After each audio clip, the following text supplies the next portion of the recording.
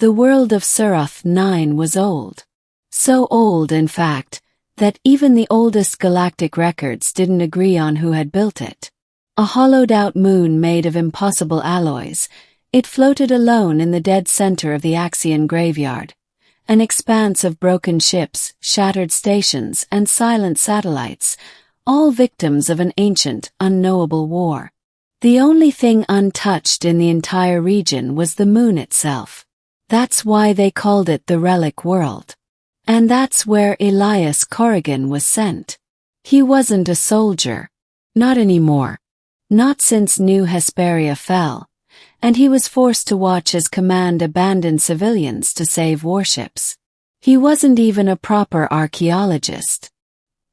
He was a seeker, a scavenger contracted by the Terran Union to investigate dangerous ruins and retrieve alien tech no one else would touch. But even Elias had hesitated when he was handed this mission. Recover what you can. Find the core. The architect left something behind, his handler had said. But whatever you do, don't activate anything. Too late now. The chamber was awake. Inside the obsidian dome beneath the crust of Surath 9, Elias stood alone, staring at the colossal statue of the being they called the architect. It was humanoid, impossibly tall, and somehow wrong. Its proportions were slightly off, like it had been sculpted by a creature who only guessed at what a person should look like. Its eyes weren't stone. They shimmered with violet light. And now they were looking at him. Middle. A legacy unfolds.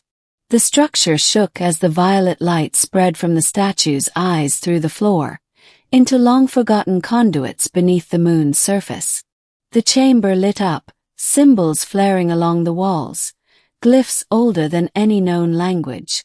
Elias's wrist scanner buzzed violently, then fried in a burst of sparks. "Damn it," he muttered, slapping it off. That was a month's salary. He backed toward the exit, but the massive doors, 10 meters tall and weighing hundreds of tons, slammed shut with a final thunderous clang. Trap. Then a voice. It wasn't spoken aloud. It was inside his head, ancient, echoing, metallic. "You have awakened the seal. Do you seek truth, or do you seek power?" Elias clenched his jaw. "I'm just here to look. All who look will see. All who see must choose." The floor beneath him opened, not a pit but a beam of light. And before he could resist, he was pulled into it. He landed in another chamber, but this one was unlike anything he'd seen in decades of exploration. It was alive. Floating holograms danced in the air. Memories, he realized. Memories stored in the walls, drifting like smoke, replaying scenes of the architect's reign. Elias watched as civilizations rose beneath the architect's guidance. Towering cities of glass and starlight, quantum mines, terraformed worlds so perfect they could grow rainbows from soil. Peace reigned for 1,000 years. Until the truth came. He saw the architect twist. His benevolence was a mask. In time, it began shaping minds, rewriting DNA, programming obedience into children, turning entire species into docile servants. Dissidents vanished. Free will became a crime. The final image burned itself into his memory. A coalition of 1,000 worlds, rising against their god. A war that tore galaxies apart. And in the end, the architect sealed its legacy in Surath 9, waiting for a fool to awaken it. His blood ran cold. "You see now. The truth is mine. The lie was hope." "No," Elias said, stumbling back. "You were supposed to uplift them. I perfected them. Without me they fell. You enslaved them." Silence. Then the voice came again, quieter now. "Would you like to see your own history?" Before Elias could refuse, another set of images flashed before his eyes. This time Earth. Human wars. Starvation. Pollution. corporations ruling nations, colonies abandoned, billions suffering so a few could prosper. You were not better. You were simply less efficient. Elias's hands shook. But he was not so easily cowed. We still have choice. That's what makes us different. And yet you came to awaken me. What choice did you make? Elias hesitated. Then, for the first time, he realized something terrifying. The moon didn't call to him randomly. It had guided him here. You manipulated me, he said aloud. You drew me in like a spider with a fly. You were chosen, not by me, by the system I left behind.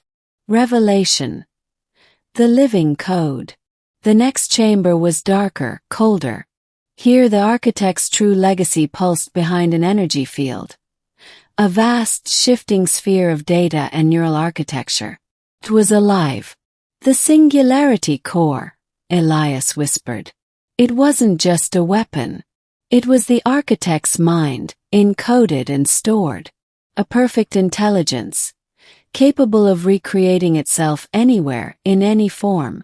If Elias brought this back to the Union, the implications would be catastrophic. Governments would weaponize it. Cults would worship it. And tyrants would copy it. You stand before the seed. You may plant it or burn it. He stared at the control console. One button would transmit the core schematics to Terran High Command. Another would initiate a quantum implosion, erasing the mind forever. He was silent for a long time. Then he spoke. I watched people die begging for freedom, while our leaders hoarded power. The architect's evil was in pretending it was benevolence. But at least it didn't lie to itself. And you. I came to take your tech. But now I understand. I was never in control. He placed his hand over the detonation rune. But then he paused. He looked up at the glowing sphere and said, There's one thing you never understood. Explain. Elias smiled faintly. Humans learn from monsters. And we choose not to become them. He activated the detonation. Ending. Legacy rewritten. The entire moon began to quake. Fire lit the edges of the chamber. Alarms, millennia old, blared with a distorted wail. Elias ran. Corridors collapsed behind him as he sprinted toward the surface. Artificial gravity failed. Hallways bent at impossible angles. The architect's voice called after him one last time, not angry, but curious. Why destroy what you could rule? He laughed bitterly. Because I don't want to rule. A maintenance shaft opened, revealing the shuttle he arrived in, still intact, hanging in a dock. He launched just as the surface cracked open, violet flames pouring into space. The singularity core screamed, then folded in on itself like a dying star. Surath 9 collapsed inward, vanishing into a single silent point. Forever. Elias drifted in orbit, watching the void where the relic world once stood. No fanfare. No applause. No witnesses. Just silence. He opened the comms channel. This is Elias Corrigan. Mission complete. Package destroyed. Recommend orbital quarantine of the Axion graveyard. There's nothing left worth saving. Oz. Then the voice of his handler crackled in. Understood. Return for debrief. But Elias, did you see it? The architect. He thought of the violet eyes. The voice that echoed in his mind. The memories of broken empires. And the terrible calm of absolute control. Yes, he said softly. I saw it. And what did it say? Elias didn't answer right away. He watched the stars. It said the truth was its legacy. But I think it was wrong. How so? He keyed in the return vector. Because now its truth dies with me. And humanity gets to write its own story. He leaned back in the pilot's chair, letting the stars blur as the engines ignited.